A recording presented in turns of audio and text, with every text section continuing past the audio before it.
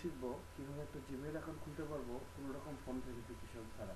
আমরা যখন কাজ করতে চাই তখন আমাদের অনেক ধরনের ইমেল অ্যাড্রেসের দরকার হয়। সেক্ষেত্রে আমরা যে পর্যাপ্ত পরিমাণ সিম কার্ড বা একটা সিমে যে একটা লিমিটেশন থাকে যে ম্যাক্সিমাম 5টা বা 7টা জিমেইল অ্যাড্রেস খুলতে পারবো।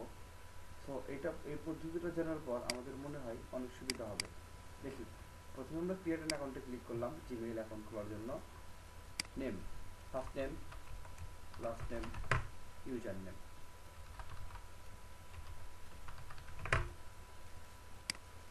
এরপর পাসওয়ার্ড জায়গায় পাসওয়ার্ডটা দিয়ে দিলাম। ডেট অফ বার্থ,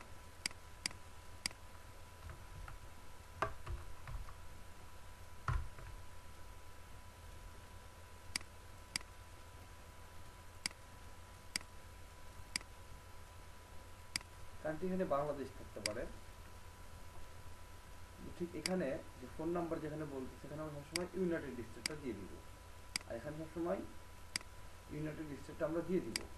এরপর দেখেন আমরা যাব K7.net নামে একটা সাইট আছে, K7.net। ঠিক এই সাইটটা, এই সাইটটাতে গিয়ে আমরা একটা সাইন আপ করবো, যেখানে গেলে আমাদেরকে একটা ইউএসএ নাম্বার দিবে। আর এই সাইন আপ করতে হলে আমাদের কিন্তু একটা মেইল লাগবে। যে মেইলটা আমাদের নিজেদের পার্সোনাল মেইল দিব না, এখানে আমরা আমাদের যে মেইলগুলো আছে এই মেইলগুলোর মধ্যে থেকে টেম্পোরারি মেইল পাওয়া যায়। যে সাইটটার নাম হচ্ছে 10minutemail.com।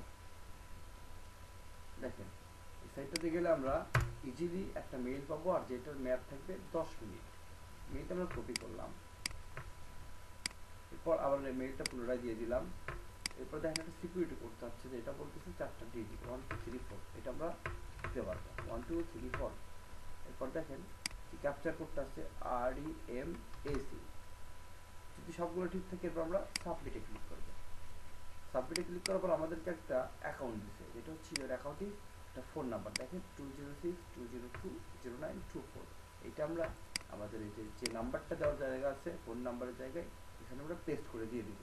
আর দুইটা অপশনের মধ্যে সবসময় আমরা ভয়েস কলটা সিলেক্ট করব। এরপর কন্টিনিউতে ক্লিক করব।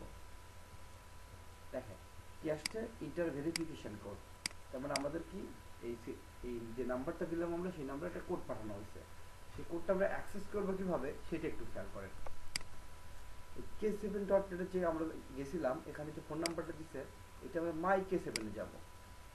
এখানে গেলে আমাদেরকে 10 ডিজিট ফোন নাম্বার আর মাস্টার ইমেল অ্যাড্রেস দিতে বলতেছে। 10 ডিজিট ফোন নাম্বারটা কোনটা? আমরা এখানে যে ফোন নাম্বারটা যে মেইলটাতে রেজিস্ট্রেশন করছি তারা মেইলে আমাদেরকে একটা 10 ডিজিটের একটা নাম্বার দিছে, আর যেটা আমরা পাবো ঠিক এই মেইলটা পাঠাচ্ছে। দেখেন এই মেইলটাতে গেলে এই যে আমরা যে একটা নাম্বারটা দেখতে পাচ্ছি এটা হচ্ছে আমাদের 10 ডিজিট নাম্বার, বা এই যে এটা 10 ডিজিট নাম্বার। ঠিক এটা আমরা 10 ডিজিট কিভাবে বানাবো একটু খেয়াল করেন। এখানে আমাদের যে নাম্বারটা পেস্ট করে দিব, এখানে মাঝখানে যে ড্যাশগুলো আছে এগুলো আমরা ক্লিন করে দিব। আর সিকিউরিটি কোড কোনটা ছিল আমাদের সবার মনে আছে? এটা ছিল 1 2 3 4। এরপর আমরা সাবমিট বাটনে ক্লিক করব। এখানে অবশ্যই ইনভ্যালিড আসার কথা না, আমরা একটু খেয়াল করি যে আমরা ঠিকঠাক দিচ্ছি কিনা।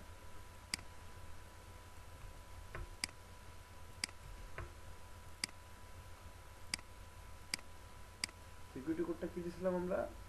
1 2 3 4। সাবমিট। হ্যাঁ, যখন আমরা সাবমিট বাটনে দিলাম দেখেন এখানে লেখা আসছে মেসেজ, একটা ভয়েস মেইল পাঠাইছে আমাদেরকে। ঠিক এটা এখন আমরা ডাউনলোড করব। মানে আমাদেরকে যখন তারা জিমেইল ফোন নাম্বার দিলে তারা কি করে একটা ভয়েস মেইল আমাদের বলে দেয় যে কোডটা কত। ঠিক এখানে আমরা কম্পিউটারে দিচ্ছি, এটা আমরা ডাউনলোড করব। Start download. স্টার্ট ডাউনলোডে ক্লিক করার পর আমরা ফাইলটা ওপেন করব। দেখেন ফাইলটা ওপেন করার পর এটা আমাদেরকে মানে শুনতে পারবো যে কোডটা কত ছিল। আমি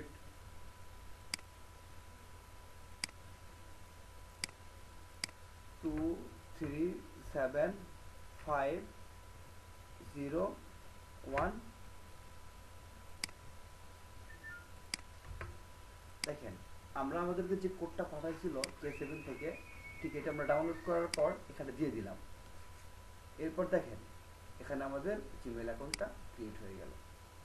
ঠিক আমরা যদি এইভাবে ইমেলটা ক্রিয়েট করতে চাই তাহলে আমরা ঠিক ইজিলি K7 এবং 10 মেইল এই পদ্ধতিটা ফলো করে ফ্রিলি কোনো রকম ফোন নাম্বার ভেরিফাই ব্যতীত আমরা একটা জিমেইল অ্যাড্রেস খুলতে পারবো।